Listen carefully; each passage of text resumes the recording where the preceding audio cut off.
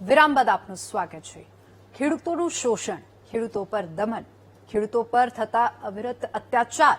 એવું લાગે છે કે કૃષિ પ્રધાન દેશમાં કૃષિ સાથે જોડાયેલા લોકો જ સૌથી વધુ પીડિત છે।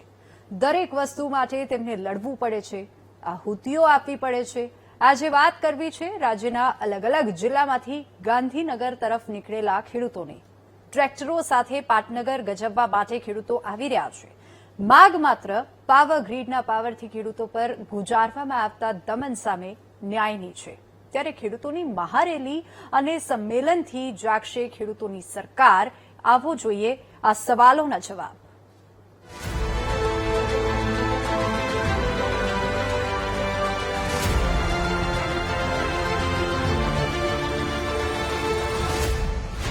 શોષણ અને અત્યાચાર સામે અન્નદાતાની લડાઈ। ટ્રેક્ટર રેલી પાટનગર પહોંચશે તો કોણ સાંભળશે અવાજ? ખેડૂતોની સરકાર કહેનારા કોઈ સામેથી ચાલીને કરશે ખેડૂતોનું સ્વાગત, કે પછી પાટનગરમાં માલે તુજારોના કહેવા પર ખેડૂતો પર વરસશે દંડા?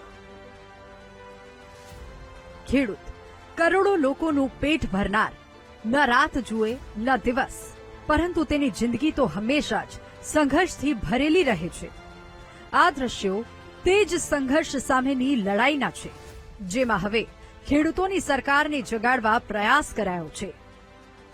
સુરતના ઓલપાડ તાલુકામાં પણ ખેડૂતો પાવર ગ્રીડની દાદાગીરીથી પરેશાન છે। તેવામાં લડોલી અને તેની આસપાસના ગામડાઓમાંથી 65 ટ્રેક્ટરો અને 100 જેટલી કાર સાથે ખેડૂતોએ ગાંધીનગર તરફ કૂચ કરી છે। ખેડૂતો પર દમન બંધ કરોના સૂત્રોચ્ચાર સાથે ખેડૂત અધિકાર યાત્રામાં હજારો ખેડૂતો જોડાયા છે। 15 જૂને અમદાવાદના Shantipura circle SP ring road પરથી ગાંધીનગર મુકામે એક વિશાળ ટ્રેક્ટર રેલીનું આયોજન કરેલ છે। એ રેલીમાં 1111 ટ્રેક્ટરો ભાગ લેશે। અમારો મુદ્દો છે કે આખા ગુજરાતમાં વીજ ટ્રાન્સમિશન લાઇન જે પ્રકારે આકાર લઈ રહી છે અને ખેડૂતોને વળતરના નામે બજાર કિંમતની જગ્યાએ ફક્ત જે જંત્રી આપીને ખેડૂતોને શોષણ કરવાની વાત છે, એનો વિરોધ દર્શાવવા માટે અમારા રેલીનું આયોજન કર્યું છે। પાવર ગ્રીડના પાવર ઉતારવા માટે ભરૂચ જિલ્લાના અંકલેશ્વર અને હાંસોટ પંથકમાંથી પણ 25 થી વધુ ટ્રેક્ટરો અને 50 થી વધુ કાર સાથે ખેડૂતો ગાંધીનગર તરફ રવાના થયા છે। મૂળ મુદ્દો ખેડૂતોને મળવાપાત્ર વળતરનો છે। કહેવાય ખેડૂત માલિક, પરંતુ પાવર કંપનીઓની દાદાગીરીને જોતા લાગે છે સરકારે ખેડૂતોની જમીન પાવર કંપનીઓને વેચી મારી, જેની સામે ખેડૂતોમાં આક્રોશ છે। આજે અધિકાર ખેડૂત અધિકાર યાત્રા નીકળી છે। એ જયેશભાઈએ જણાવ્યા પ્રમાણે 5 મુદ્દા છે। એમાં મુખ્ય મુદ્દો હાઈ ટેન્શન લાઇન પાવર લાઇનનો છે કે જેનાથી ખેડૂતોને પાયમાલ થઈ જાય છે, પોતાની જમીન આખી જતી રહેતી છે અને કોઈ પાક એની અંદર ખેતી કરી શકવાના નથી। અને એના માટે આ ખેડૂતની એક અધિકાર યાત્રા છે કે ખેડૂતની વહારે ખેડૂત કોઈ પણ કુદરતી આફત હોય કે ગમે ત્યારે હોય છે તો બધાની વહારે ખેડૂત જતો હોય છે। પોતાના ઘરની અંદર 10 કિલો અનાજ હશે ને એમાંથી બધા કિલો કાઢીને એ બધા કુદરતી આફતને મદદ કરવા માટે આ વહારે જવા માટે આ ખેડૂત હોય છે। તો આજે મીડિયા થકી સરકારી અધિકારી, પાવર ગ્રીડના અધિકારી, જનપ્રતિનિધિ અને દરેક લોકોને મારું એક આહવાન છે કે આજે ખેડૂત પોતાની માંગ માટે, પોતાના અધિકાર માટે જઈ રહેલો છે, તો આજે બધા ભેગા થઈ અને ખેડૂતને મદદ કરવા માટે આવો, એવું અમારું આહવાન છે। મોરબી જિલ્લામાં તો તાજેતરમાં જ પાવર કંપનીના દમન સાથે ખેડૂતો રસ્તા પર ઉતર્યા હતા અને પોલીસ સાથે ઘર્ષણ પણ થયું હતું। ખેડૂતો ભારોભાર કંપનીઓ અને પોલીસની દમનકારી નીતિથી નારાજ છે। ત્યારે જિલ્લામાંથી 100 થી વધુ ટ્રેક્ટરો સાથે ખેડૂતો રવાના થયા છે। બીજી તરફ સુરેન્દ્રનગરથી પણ 300 થી વધુ ટ્રેક્ટરો સાથે ખેડૂતો પાટનગર આવવા માટે નીકળી પડ્યા।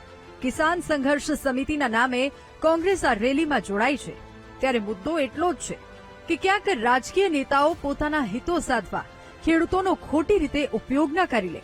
જો કે ખેડૂતોની આ યાત્રા મુદ્દે સાંસદ પરસોત્તમ રૂપાલા સાથે જ્યારે અમે વાત કરી તો સાંભળો તેઓ શું કહે છે।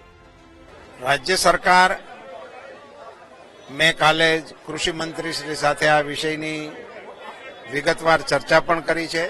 માનનીય મુખ્યમંત્રીશ્રીના ધ્યાન ઉપર પણ આ વિષય છે જ।